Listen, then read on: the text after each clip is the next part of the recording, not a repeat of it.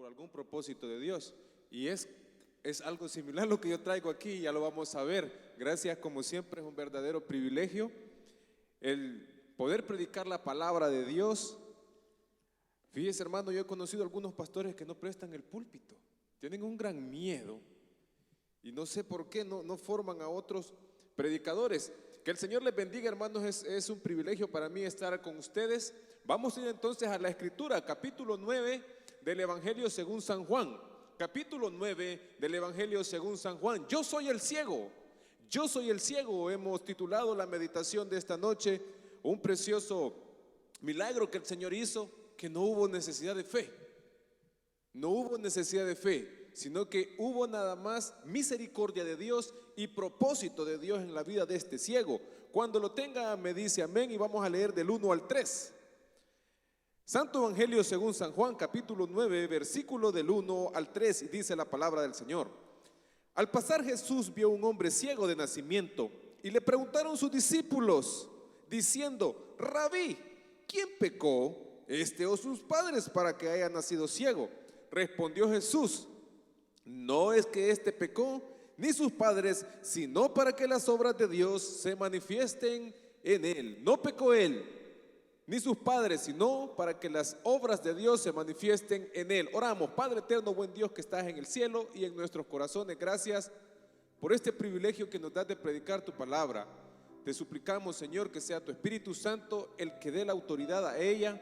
Pedimos también, Señor, que llegues al corazón de mis hermanos, que me puedas usar de una manera favorable a ellos. Por eso me abandono en tus manos, suplicando, Señor, que pongas las palabras correctas, que des también el denuedo y el valor de decir aquellas cosas que quizá yo no quiero decir, pero que usted quiere que diga. En el nombre poderoso de Jesús, amén y amén. Pueden tomar asiento, hermanos que están acá.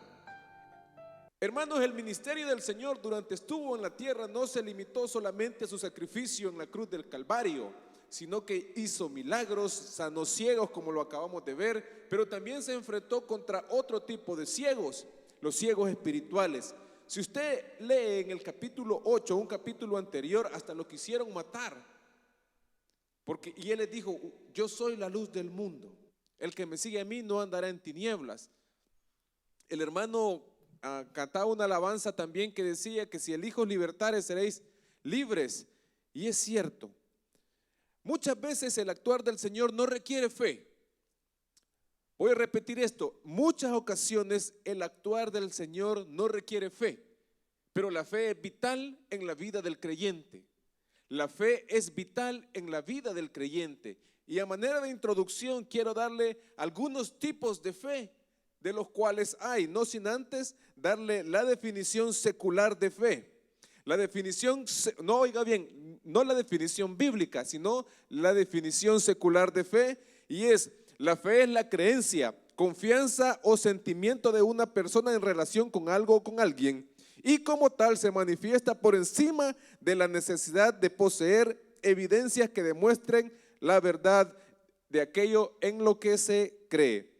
Bien, habiendo dicho esto, quiero decirle que hay varios tipos de fe y quiero empezar con una fe: la fe natural o la fe humana. Fe natural o fe humana. Y esa todo ser humano la tiene. No tiene nada que ver con la Biblia, no tiene nada que ver con la religión, sino que es una fe natural. Usted puede platicar con cualquier persona y dice: sí, yo creo en Dios y tengo una gran fe, pero no son salvas. Esta fe es movida por las circunstancias que nos rodean. Cuando usted va al médico, usted va con la fe que esa persona, que ese médico lo va a sanar.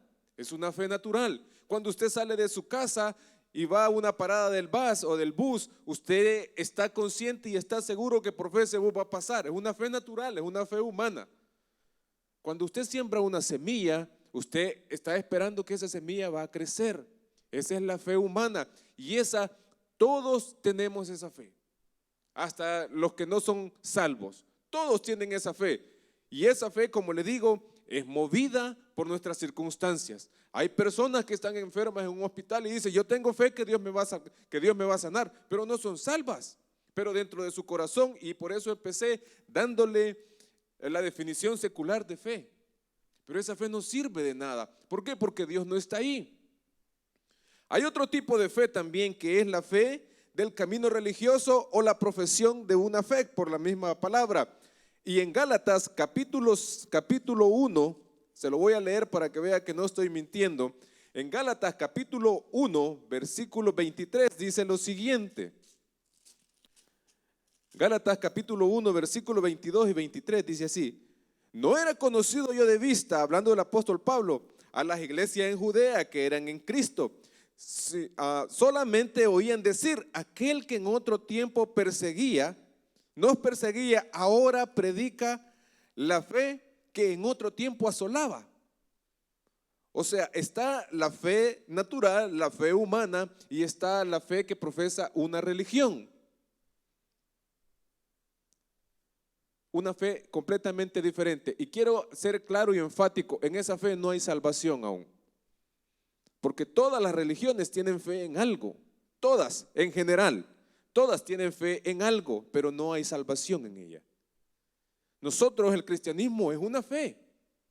Los de cualquier otra religión es una fe, es un camino. Entonces esa es la segunda fe. Digo, empezamos con la fe natural o la fe humana, la fe como camino en religión. Y esto es bien peligroso, hermano. Hay personas que tienen fe o están ciegas en una fe equivocada.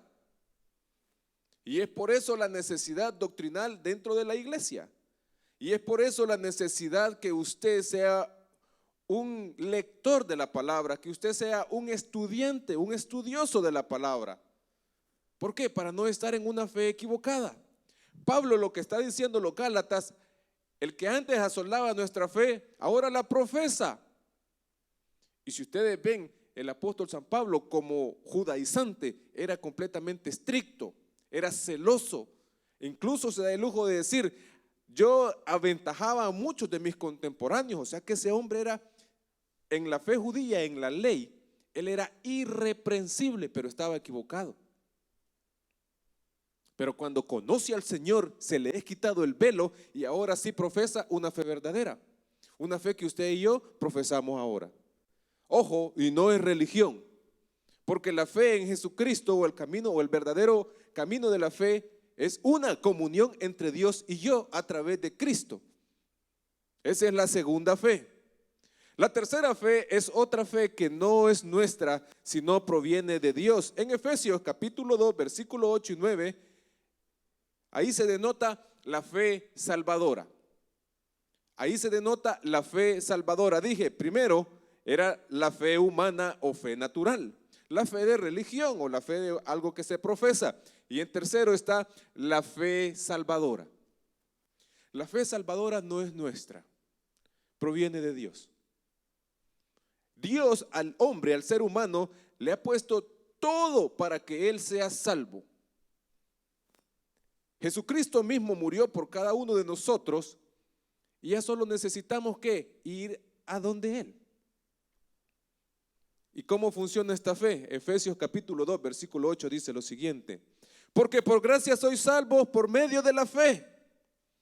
Y esto no de vosotros, es un don de Dios. ¿Cómo funciona?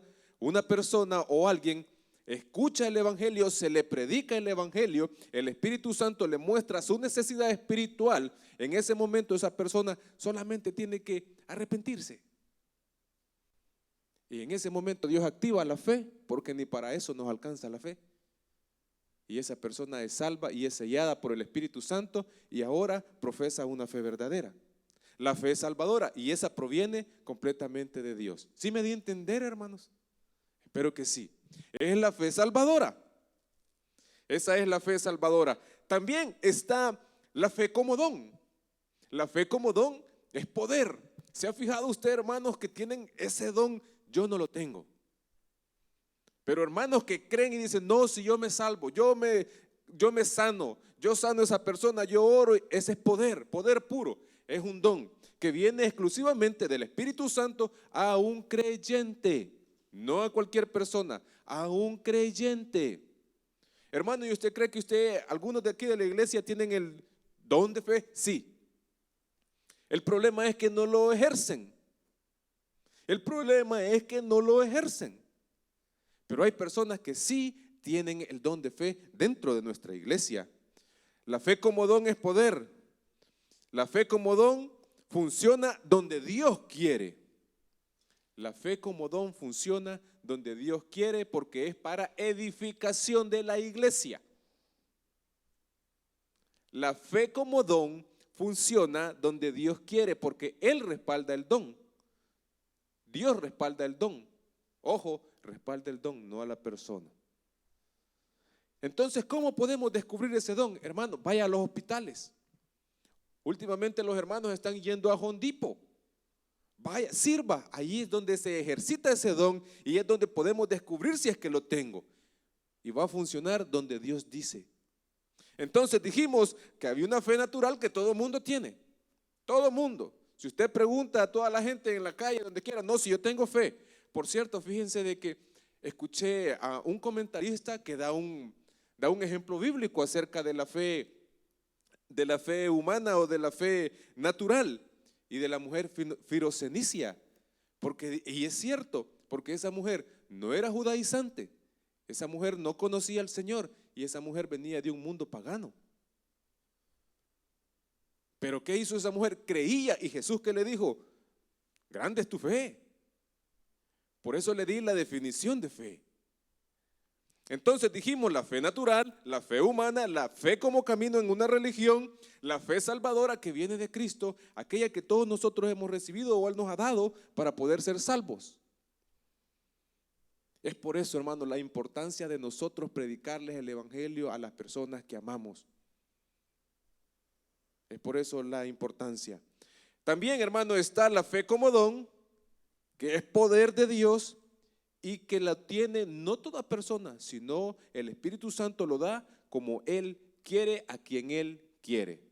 Y fíjese que es curioso, en todas las iglesias, porque tengo muchos amigos cristianos y siempre me dicen lo mismo, todo el mundo le gusta esos dones de poder, de esto, lo otro, pero a ninguno le gusta como por ejemplo el don de dar, que es también un don. El don de servir tampoco no le gusta. ¿Cómo yo voy a limpiar baños? Todas esas cosas le gustan a la gente, el protagonismo, pero no le gustan aquellos dones que edifican la iglesia de una manera incógnita. Oh, no, iba a decir los músicos, pero no, me van a regañar los hermanos. Sí, es cierto, y no es que por nada, pero hermano, ¿cuándo vamos a pedir esos dones que realmente son útiles? No es que uno sea más que otro, pero necesitamos gente servicial en las iglesias, hombre. Necesitamos gente que venga a limpiar, necesitamos gente que vaya a ver los enfermos al hospital, necesitamos gente que dé también para seguir predicando el evangelio. Gente responsable. Entonces esa es la fe como don. También está la fe como fruto del Espíritu, y aquí me quiero detener un poco. La palabra griega para fe es pistis, que significa fe, pero también significa fidelidad, o se puede usar como fidelidad.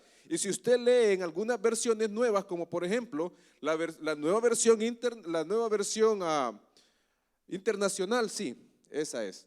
Ya no aparece como en la Reina Valera, sino que dice así: en cambio, el fruto del Espíritu es amor, alegría, paz, paciencia, amabilidad, bondad, fidelidad, humildad y dominio propio. Ya la traducen un poco más, un sentido como el que realmente el apóstol Pablo quería. ¿Y qué es la fe como fruto del Espíritu Santo? Ya ha escuchado usted que dice, esa persona es de fe, pero no es porque tenga el Espíritu Santo, sino porque realmente se le ve lo que él profesa. ¿Y qué es esa fe? Es la madurez que el creyente adquiere con el tiempo y con la comunión que tenga con el Espíritu Santo. Y algunos de nosotros, muchos en las iglesias, ¿sabe, hermano? Solo nos quedamos con la fe salvadora, pero no desarrollamos la fe como fruto del Espíritu. La fe como fruto del Espíritu es cuando usted ya es maduro en la fe. Que usted se lo acaba el pastor como a mí y no se va de la iglesia. Aprovecho a desquitarme esta catarsis. Todos los martes, todos los días que vengo me acaba. Pero sí o no, hermano, en la iglesia hay tanta persona fluctuante. ¿Por qué? Porque no ha desarrollado la fe como fruto. Me atrevo a decir, hermano, que incluso en las iglesias, incluyendo la nuestra, me enojé, como el pastor, hay gente que hasta ha tenido lideratos y no son maduros en la fe. Por nada tiran el ministerio, por nada se enojan, por nada gritan, por nada se van, por nada tiran la guitarra. ¿Por qué? No hay madurez en la fe. Esa fe no está la fe del fruto del Espíritu. Es una virtud que el creyente debe de desarrollar, la fe como fruto. La fe como fruto, hermano, lo va a tener a usted en un ministerio y usted va a estar peleado con su líder, pero usted no va a dejar de servir. La fe como fruto lo va a mantener en el lugar correcto. La fe como fruto lo va a mantener en la iglesia correcta. ¿Cuánto loco conozco yo que anda de iglesia en iglesia? Y tal vez Dios ya le dio una. Pero como no se desarrolla la fe como fruto, porque es la fidelidad que el creyente le muestra a Dios. La fe como fruto en aquellos momentos difíciles, cuando Dios nos responde, ahí le va a servir, porque no lo va a mover, porque se va a mantener, porque no va a cuestionar, porque no se va a enojar con Dios. ¿Por qué? Porque ha desarrollado la fe como fruto, la madurez que el cristiano deberíamos o debemos seguir. Y quiero decirles que con esto me predico yo. La fe como fruto. La fe como fruto es la que da firmeza al creyente. Firmeza al creyente. Es la madurez que el creyente tiene y debe desarrollar conforme a la comunión con el Espíritu Santo. Porque el fruto, dice la palabra, no dice los frutos. El fruto del Espíritu es amor, gozo, paz, paciencia, bondad, benignidad, templanza, mansedumbre, fe. Como fruto. Como fruto. Un creyente que haya o que tenga la fe como fruto no se mueve por nada ni por nadie. ¿Por qué le estoy dando estas definiciones de fe? Porque es importante, hermano, que las logremos distinguir. Me encanta el obrar del Señor. Me encanta el obrar del Señor a través de los evangelios. Como nuestro pastor decía, y exacto, a veces Dios se mueve por la fe. O sea, hacemos que Dios nos dé un milagro porque tenemos fe. Tenemos fe. Ojo, y quiero enseñar esto, ya lo hemos predicado varias veces. Hermano, por favor, no le ande pidiendo más fe a Dios. Eso no es bíblico. Romanos 12:1 dice, según la medida de fe que a cada uno se le dio. Ahora, que necesitamos ejercerla, definitivamente. Incluso fíjese que los discípulos le pidieron mal al Señor lo mismo y le dijeron, aumentanos la fe. Y Jesús les dijo, si tuvieres fe como un granito de mostaza. ¿Y cómo es el grano de mostaza? ¿Crece o es estándar? Prácticamente son iguales. Ya es así, no hay granos así, es un grano estándar. Entonces, ejercitar la fe. Yo, a título personal, ni loco le digo al Señor eso. ¿Sabe por qué? Porque el Señor nos va a empezar a mandar pruebas, pruebas, pruebas, pruebas y pruebas, porque como es el ejercicio de la fe. Le digo yo a un hermano la vez pasada, fíjate que yo todos los días me levanto y le digo yo, Señor, dame paciencia este día. Y el primero nomás me subo a mi carro y llego al primer stop y veo que el otro me pasó ahí por encima. Pues sí, si le pediste que trabaje tu paciencia, ahí te la está trabajando, me dice. Y es cierto. El obrar del Señor no siempre se dio por medio de la fe, sino se dio por misericordia y algunas veces o en líneas generales por el propósito de Dios para su ministerio, para cada persona. Pero ¿cómo fue el obrar del Señor en este ciego? Me gusta cuando dice en el capítulo 9 de San Juan. Me gusta al final, fíjese, allá en el versículo 9, unos le decían, Él es, otros, a Él se parece. Él decía, yo soy. Allí donde está el ciego ya está sano. Y todos quisiéramos llegar a ese punto cuando Dios ya obró, cuando Dios ya actuó. Pero hubo un proceso que se tuvo que seguir para que Dios obrara en él.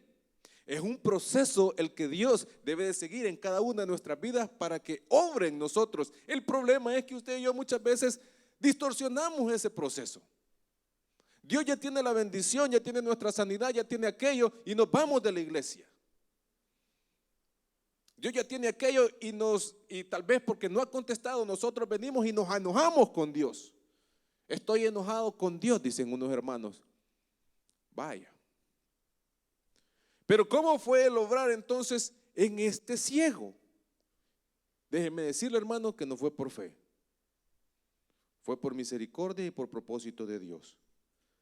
Vamos a ver entonces en primer lugar cómo fue el obrar del Señor en este ciego. Dice el capítulo 9, versículo 1, al pasar Jesús vio un hombre ciego de nacimiento. Le dijeron al Señor, ahí está un ciego. Él lo vio. Él vio la necesidad de ese hombre. Él vio que había algo en que glorificarse. Hermano, que le quede claro que en primer lugar debemos de tener la certeza que el Señor sabe nuestra necesidad. Cuando el Señor enseñó a orar, dice que antes que nosotros pidamos, Él ya conoce la necesidad nuestra. Él conoce su dolor. Él conoce esas noches de amargura. Él conoce esas noches que usted se levanta a orar por ese familiar. Él conoce esas noches que usted se levanta a pedir por la salud de su madre. Él conoce la necesidad de ese empleo. Él conoce esas llamadas que le están haciendo porque le están cobrando. Él ya conoce. Él ya conoce. Él ya conoce. El Señor se apiada de cada uno de nosotros. Y debemos de tener esa seguridad que el Señor cada vez que nos ve en dolor, Él está con nosotros. Pero el problema nuestro, nos equivocamos muchas veces en la manera que Él ve nuestro dolor y nosotros lo vemos de una manera distinta. Nosotros pensamos que Él ya se olvidó, pero al contrario, el Señor está pendiente de nosotros. ¿Que por qué no contesta? No sé. Por algo ha de ser.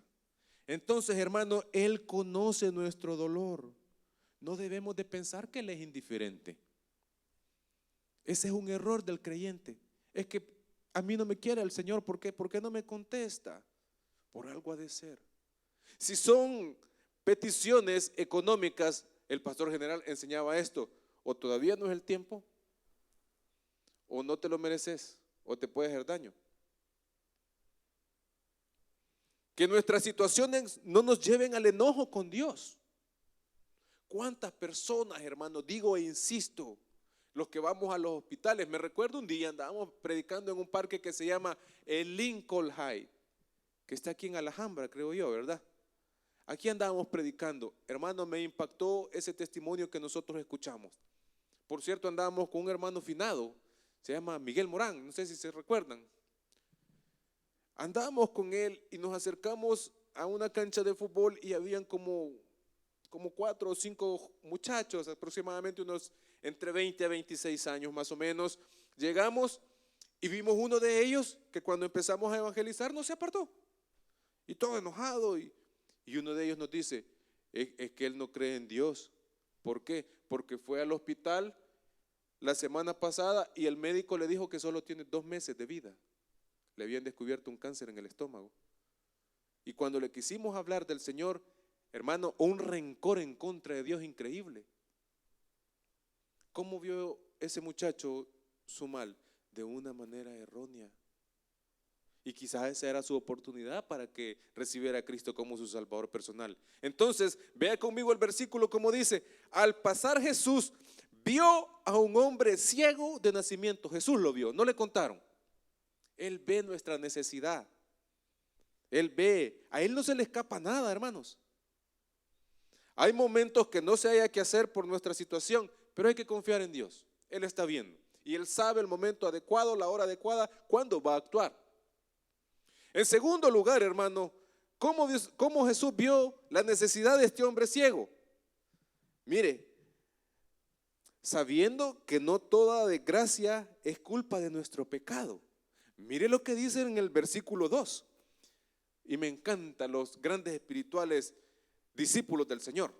Dice ahí: Y le preguntaron sus discípulos, diciendo: Rabí, ¿quién pecó, este o sus padres, para que haya nacido ciego? Fíjese, hermano, que a veces nosotros pensamos que ciertas situaciones son consecuencia de nuestro pecado. Y ojo, quiero que usted y yo nos hagamos un examen moral. Quiero que usted y yo nos hagamos un examen moral, porque definitivamente algunas malas situaciones de las que estamos viviendo son consecuencia de nuestra movida. No lo podemos negar, no podemos tratar de tapar estos faroles con un dedo, no se puede tratar de tapar el sol con un dedo. Muchas situaciones que han venido a nuestra vida son consecuencia de nuestra movida. Yo no sé qué, pero algo ha de ser. Y mire, a veces cuando nosotros nos están pasando situaciones feas, situaciones malas, sabe que el religioso es el que más nos critica. Mira, ya viste, está enfermo aquel, le dio COVID. No, es que como no viene a la iglesia.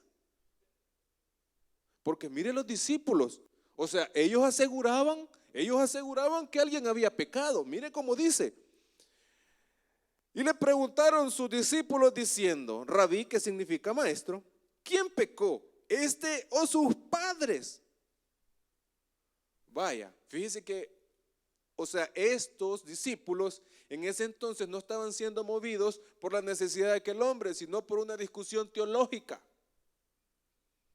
Porque para ellos se basaban en el capítulo, en Éxodo, en uno de los 10 mandamientos que dice: y yo visito la maldad en la primera y tercera generación, bla, bla, bla, bla, bla, bla. Entonces ahí ellos decían: alguien pecó ahí. No, si ya viste el hermano, por eso es que lo dejó la mujer, mira, porque ya ves, le manda mucho friend request a las demás y lo cachó. No, hermano, en vez de criticar, mejor oremos, hombre. Siempre, hermano, mire, no debemos de tener sentimientos de culpa también. ¿Cuántas personas hay hundidas en esos benditos sentimientos de culpa? Que las cosas que nos están pasando pensamos que tenemos todo el error. No, hay que verlo como una oportunidad para Dios. Hay que verlo como una oportunidad para Dios. ¿Sabe? También debemos de soportar las críticas de los religiosos. El religioso es el que siempre más critica en las iglesias. Gracias a Dios que aquí no hay de esos. Aquí no existe esa gente. Aquí todos oramos los unos por los otros. Aquí no criticamos al hermano que anda hundido en el alcohol. Al contrario, oramos por él. Amén. Amén. Digo yo, pues. ¿Sabe, hermano? Job pasó por la misma situación. ¿Qué le dijeron los amigos a Job? Confiesa tu pecado, Job, porque por eso estás así. No, hermano. Como le digo, usted y yo estamos en la obligación de hacernos un examen moral y reconocer las movidas que tenemos. Dije, tenemos. Todos en determinado momento tenemos, o debemos de llegar a ese momento, a esa intimidad con Dios, de preguntarle: Señor, ¿y por qué esta falta de empleo? Puede hacer que le diga: es que sos mal agradecido conmigo. ¿Por qué esa falta, no sé, por algo? ¿Por qué mi familia no camina? Porque la tratás mal. ¿Por qué la mujer se me va? Porque le pegás. ¿Por qué el hombre se me va? Porque sos muy celosa. Bla, bla, bla, bla, bla, bla. Algo le va a decir Dios, pero debe de haber un examen moral de cada uno de nosotros, conscientes y honestos con nosotros mismos y más que todo con Dios. Honestos. Y yo le aseguro que incluso dentro de nuestros corazones andamos sentimientos y tanta cosa que no debe andar ahí. Pero los discípulos le preguntan: maestro, ¿quién pecó, él o sus padres? E incluso jóvenes, miren, si tu papá ha sido un alcohólico, eso no significa que vos vas a ser tan bien, porque Cristo rompió todas esas maldiciones. El religioso siempre es el que culpa y critica, juzga y critica, perdón. Fíjese que esto me gustó. ¿Cree usted que el ciego sabía que lo estaban criticando los discípulos, hermano? Yo digo que no, fíjense. ¿Sabe por qué? Porque el religioso solo a las espaldas critica. No va de frente. Y así estaban ellos. Y hay que soportar, hermano, y hay que preguntarle a Dios. Hay situaciones que pasan en la vida de los hermanos que, créame, así se lo digo yo. Yo me declaro pecador, yo me pregunto, ¿y por qué este hermano está tan fregado? Pues todos hemos caído en eso, todos. Y no hay que ser religiosos. Y si usted está pasando por alguna prueba, hermano, hágase ese examen moral. Y si usted está consciente y está solvente delante de Dios, no se preocupe, ya Dios va a actuar. Ya Dios va a actuar. Al fin de cuentas, dominemos la crítica, porque el religioso nunca va a hacer nada. Nunca va a hacer nada. En tercer lugar, hermano, nuestro problema será la oportunidad para que Dios se glorifique. Mire lo que dice el versículo 3. Respondió Jesús. O sea, mire qué diferencia hay entre Jesús y el religioso. Dice así: respondió Jesús: no es que pecó este ni sus padres, sino para que las obras de Dios se manifiesten en él. Esa falta de empleo es una oportunidad para que Dios se manifieste. Esa enfermedad, así como decía el apóstol Pablo, o para vida o para muerte, Cristo será glorificado. Es la oportunidad hay que verlo como un desafío. Lo único, no sé si usted pertenece a mi club. Si pertenece a mi club, bienvenido. ¿Quiénes les da miedo ir al médico? Además de mí. Hermano, es que no sé, pues yo tengo ese concepto feo que en los hospitales se muere la gente. Y sabe que, o sea, yo tengo miedo ir al médico. Pánico. ¿Sabe que tengo fobia contra las agujas? Una vez me pusieron, cuando me hicieron el examen del VIH, me recuerdo, hace como unos 3 años, cuando vi la aguja que me iba sacando la sangre, la enfermera solo me puso las manos aquí y me dijo: no vea porque está desmayándome. O sea, ¿qué cara me vio? No sé, hermano. Le tengo fobia a eso. Pero ¿sabe qué es lo único que le pido a Dios? Si alguna vez, por ejemplo, voy al médico y me dice le queda 3 meses de vida, solo es valentía, hermano. Valentía para enfrentar aquellas cosas que vengan de la mano de Dios. Que el médico le diga a usted: mire, tu problema está serio, solo le quedan 3 meses de vida, como ese joven que le digo yo, decirle: Señor, dame valentía por medio de tu Espíritu Santo para que estos 3 meses que me des no vea la vida o no me amargue en contra tuya. Valentía. Porque en la vida del creyente la muerte es para la victoria. En la vida del creyente la muerte solo es el paso a las promesas de Dios. Valentía. Entonces hay que ver esta situación fea, mala que nos está pasando como una oportunidad para que Dios se glorifique. Porque mire lo que dice el verso 3. Jesús le dijo: no es que pecó este ni sus padres, sino para que las obras de Dios se manifiesten en él. Curioso, la palabra ahí griega que se utiliza, manifiesten, es parusía, que es una aparición visible. O sea, para que todo el mundo vea. Para que testifiquemos que el Señor nos sanó, para que testifiquemos que cuando nuestra situación estaba perdida, Dios nos sanó, Dios nos sacó, Dios nos sacó de la cárcel. ¿Cuánto testimonio aquí se escucha, hermano?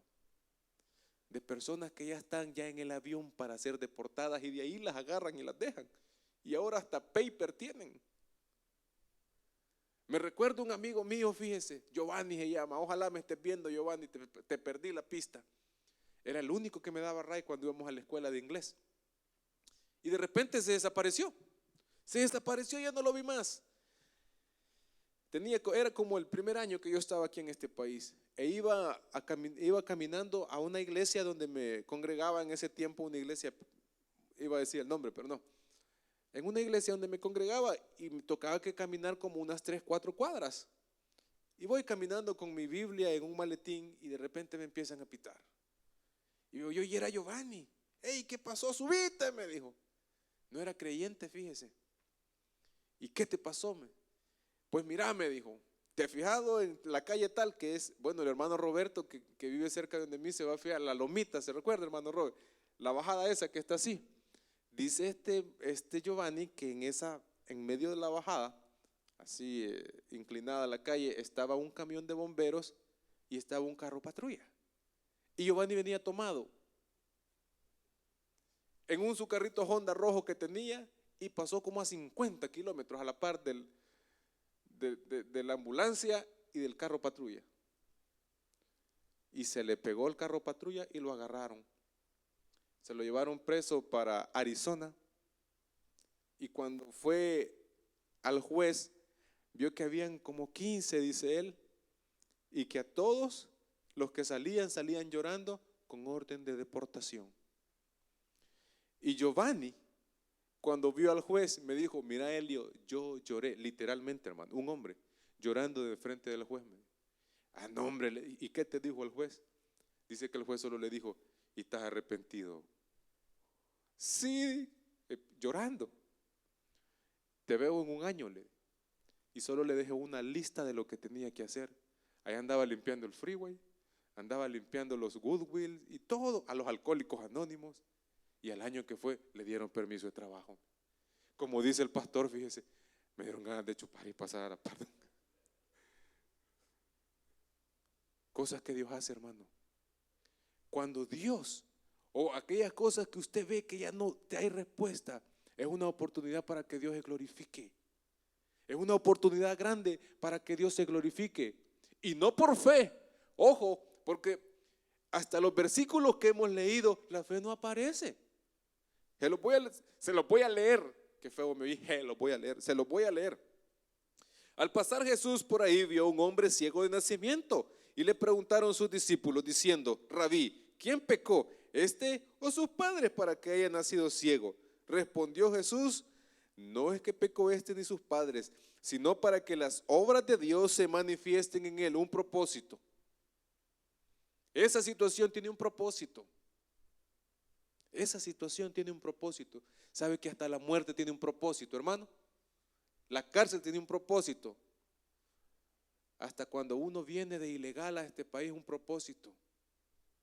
A medio camino, viera una sed de la palabra que hay. Pero sed de la palabra, hermano. Que, mire, así se le sientan a uno para que uno les predique. Ahí qué blanditos esos corazones. Aunque cuando ya estamos acá se nos olvida, ¿va? La cárcel, hermano, adentro, ahí se puede predicar. El hospital, ahí se puede predicar. Los velorios, allí también la gente, allí analiza la gente cuando ve a alguien en un féretro. Propósitos de Dios. Todas esas situaciones que tal vez a nuestros ojos son un poco raras, para Dios hay un propósito y una oportunidad para que Él se glorifique. En cuarto lugar, hermano, Dios tiene un tiempo y método para obrar. Mire lo que dice del versículo 4 en adelante. Dice, para que las obras de Dios se manifiesten en él, me es necesario hacer las obras del que me envió, entre tanto que el día dura y la noche viene donde nadie puede trabajar. Un tiempo. Hay un tiempo específico que Dios va a obrar. ¿Cuándo será? No sé. Y no hay que ser de esos hermanos que dicen, Señor, te doy 7 viernes de milagro. No, hermano. Esperar en Dios, y es difícil. Es un reto para el ser humano, es un reto para el creyente esperar en Dios. Dice ahí, en tanto que estoy en el mundo, la luz soy del mundo. Dicho esto, escupió en tierra, hizo lodo con saliva y untó con el lodo los ojos del ciego. Y le dijo, ve a lavarte en el estanque de Siloé, que traducido es enviado. Fíjese, Jesús es la luz del mundo. Cuando nosotros somos alumbrados por la luz del mundo, nosotros debemos de llevar esa luz a otros. Por eso es que la palabra griega que utiliza aquí como luz es fos, de donde se deriva la palabra fósforo. ¿Y qué es un fósforo? Es algo que lleva luz a otra cosa.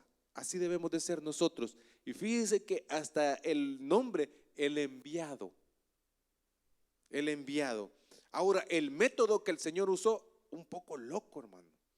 Porque imagínense hacer lodo con saliva y echarle en los ojos. Era ofensivo para un judío la saliva de otro. Aunque algunos eran fetichistas, según un contexto que revisé ahí, que creían que haciendo ese lodo podían sanar. O sea, ¿qué es lo que le quiero decir? Dios tendrá sus métodos. Dios tendrá sus métodos. Y el problema del creyente de este tiempo es que a veces nosotros pretendemos ayudarle a Dios. Si alguien le hizo mal, hermano, ahí déjelo. No le ande ayudando a Dios, que Dios se encargue. Eso de andarse uno automedicando, ¿se ha fijado? ¿Qué te dio? Te dio COVID. Comer limones, vos es bueno. Y hubo un tiempo que, fíjese que yo hasta la fecha estoy preguntándome, porque si este COVID es respiratorio, ¿por qué la gente lleva el papel higiénico? ¿No cree que es curioso? No sé. ¿O será que a otros se les manifestaba de otra manera? Usted me entiende, usted me entiende. Entonces, Él tiene un tiempo y un método. En ese tiempo no hay que caer en la desesperación. Porque si usted cae en la desesperación, que Dios no obra, usted va a ir a que le hagan una limpia. Y no es así. Esperar, hermano. Esperar. Este hombre era ciego de nacimiento. Hay que esperar. Dios tiene un tiempo. El tiempo es el momento perfecto. No hay que caer en la desesperación. Dejar actuar al Señor es algo que todo creyente debe aprender. Como cuando usted llega al mecánico, pues, al carro. ¿Qué le dice el mecánico? Ahí déjelo. Él sabe lo que va a hacer. No puede usted estar ahí junto con el mecánico, le voy a pasar la llave. No, ahí déjelo. Al rato ya le hablan y le dice, ya está listo. Así es Dios. Cuando usted y yo vengamos a sentir, ya nos va a decir, ya está listo. Las extrañas maneras en que Dios actúa no son comprensibles también muchas veces. No es comprensible. No es comprensible. Tenemos un Dios sobrenatural. Su actuar por consecuencia lógica va a ser sobrenatural. Ojo lo que le acabo de decir. Tenemos un Dios sobrenatural. Por consecuencia lógica, su actuar va a ser sobrenatural. Y allí es donde nosotros debemos de aprender. Debemos de aprender a esperar y debemos de esperar cualquier cosa de Dios, hermano. Me recuerdo en la iglesia central un hombre dio un testimonio, fíjense. Dice que él nunca había jugado lotería en su vida. Y que estaba tan hundido en las deudas, pero tan hundido, y que un amigo le dio un billete de lotería. Imagínense, hasta un amigo se lo compró. Y sabe que ahí venía el premio y con ese premio que se ganó pagó las deudas.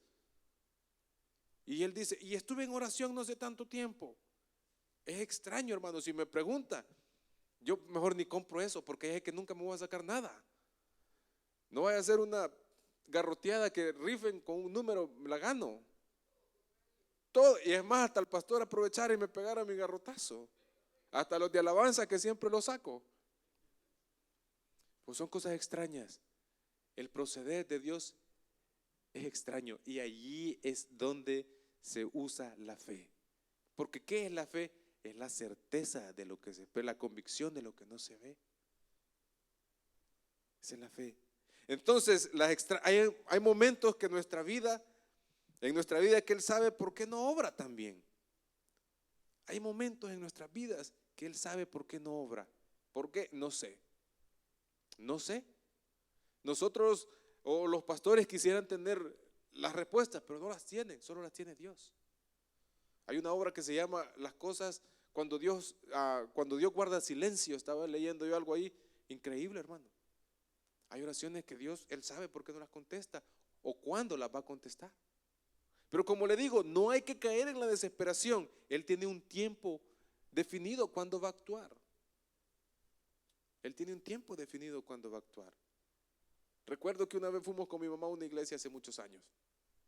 Y una señora se paró y dijo, quiero dar testimonio, dijo, porque yo he estado orando por mi hijo que era drogadicto y ya estaba en la iglesia el muchacho. Y 13 años he orado por él. 13 años. Tiene un tiempo perfecto. No es microondas, hermano. Tiene un tiempo perfecto. Quinto lugar, hermano, para ir concluyendo, nuestro milagro será para testificar también a otros. Y esto es lo importante. No nos quedemos con la gloria de Dios. No nos quedemos con la gloria de Dios. Mire lo que dice en el 8. Entonces fue y se lavó y regresó viendo, ya había actuado. Entonces los vecinos, fíjese, y los que antes le habían visto que era ciego decían, ¿no es este el que estaba sentado? El que se sentaba y mendigaba. Fíjese esa palabra, mendigaba. Unos decían, él es. Otros decían, a él se parece. Él decía, yo soy. Yo no sé usted, yo soy. Yo quiero ser ese ciego, hermano. Porque hasta ahí qué bonito cuando Dios ya actuó. No, sí que todos le envidian cuando ya tiene su milagro. Pero el proceso para llegar allí, nadie quiere pasarlo. Yo soy. Era drogadicto, yo era. Para la gloria y honra del Señor, ahora soy libre. Hay que darle la gloria y honra a Él. Hay que testificar de las cosas que Él hace en nuestras vidas. Pregunto, hermano, a algunos que tendrán un buen sueldo, ¿será que le dan al Señor de la manera que Él merece? Estábamos hablando ayer con mi pastor, porque es el Lionel Messi, a mí me tiene bravo, hermano. Yo lo hubiera dejado ir. Date, porque le dirían, date, para una patada, date. Pero fíjese que me gustó lo que dijo un comentarista deportivo. Y dijo así: el Barcelona ha tratado a Messi como el mejor del mundo. Le ha pagado como el mejor del mundo. Y es cierto. Ahora traigámonos a ese principio, a este versículo. ¿Ha honrado usted a Dios como lo que Él ha sido en su vida? ¿Le está dando como Él ha sido en su vida? ¿Está testificando como Él ha sido en su vida? ¿O nos quedamos solamente con lo que nos dio? Y hay ejemplos para amanecer, hermano, de personas que han sido mal agradecidas con Dios. ¿Cuántas personas han salido de la cárcel? ¿Sabe que hace poco me entristeció a mí una persona que me dijo, ¿te recordás fulano de tal? Una persona, hermano, que ya estaba para ser deportado, ya estaba en la lista de los que iban a subir al avión, y lo sacaron y ahora ya anda tomando otra vez, ¿cree usted? O sea, son cosas incomprensibles, pues. O sea, no, yo no estoy criticando eso, pero digo yo, bueno, Él sabrá. Te da salud, te sacó el Señor. Fíjese, el ser humano con Dios es bien miserable, hermano. El ser humano con Dios es bien miserable. Se lo voy a ejemplificar de esta manera. La juventud se la damos a Dios, muy pocos. Pero allá al final, hermano, cuando ya estamos bien viejitos, ahí venimos a los pies del Señor y el Señor nos da la salvación. Toda la juventud, ¿a quién se la dimos? Al enemigo. Nuestro dinero. Yo me recuerdo, hermano, cuando, mire, 15 años tenía yo y había un muchacho que lo habían indemnizado allá en El Salvador y le habían dado 15,000 colones. En ese tiempo era un dineral en mi país. ¿Y sabe qué dijo? A todos los que nos encontró en la calle, súbanse, dijo, en un Supicat que andaba, a un nightclub, hermano, a todos nos pagó de todo. Y cuando venimos a los pies de Cristo, hermano, el dólar todo arrugado damos. Fíjense cómo somos con Dios, ¿verdad? Y después, ¿qué hemos hecho y deshecho? La salud, ¿a quién se la damos? ¿Estamos honrando a Dios con esa salud? Allá cuando ya estamos ya moribundos, ahí recibimos al Señor. No, hermanos. Este ciego, ¿qué dijo él? Yo soy. Y más adelante, si usted sigue leyendo el contexto, glorificó a Dios. Eso es lo que debemos de hacer con los milagros que el Señor, o con aquellas cosas preciosas que el Señor nos ha dado. El que tenga oídos para oír, que oiga, vamos a orar. Gracias, Señor, por tu palabra. Queremos pedirte perdón por nuestras faltas, por aquellas cosas que no hemos sido agradecidos con usted. Queremos ser como este ciego que le glorificó, que les predicó exactamente a los demás. Imagínese, toda su vida había sido ciego. y ahora veía. Le fueron abiertos sus ojos espirituales y sus ojos físicos también. Por eso queremos orar por el amigo que está detrás de ese teléfono, detrás de esa computadora, detrás de esa tablet, y queremos decirle que Jesús es la luz del mundo y el que le sigue no andará más en tinieblas. Por eso queremos hacer una pequeña invitación al amigo, aquel que está detrás de ese monitor, a que reciba al Señor como su Salvador personal. Quizá usted está pasando una situación como este ciego. No queremos decirle que el Señor le va a arreglar su vida y va a hacer un camino de rosas, pero sí le va a dar vida eterna. Y es por eso que voy a hacer una pequeña oración de fe, suplicándole que reciba al Señor como su Salvador personal. Repita después de mí: Señor Jesús, yo te recibo hoy como mi único y suficiente Salvador personal. Creo que eres Dios, que moriste en la cruz y que resucitaste al tercer día. Me arrepiento, soy pecador, perdóname, Señor. Salva mi alma hoy en Cristo Jesús, mi Salvador. Amén. Bienvenido a la familia de Cristo. Si usted hizo esa oración conmigo, ahí en nuestra página está toda la información de nuestra iglesia. Será un privilegio tenerle con nosotros. O si no, pídale al Espíritu Santo que lo dirija a una iglesia donde se predique la sana doctrina. Con nosotros, nuestro querido pastor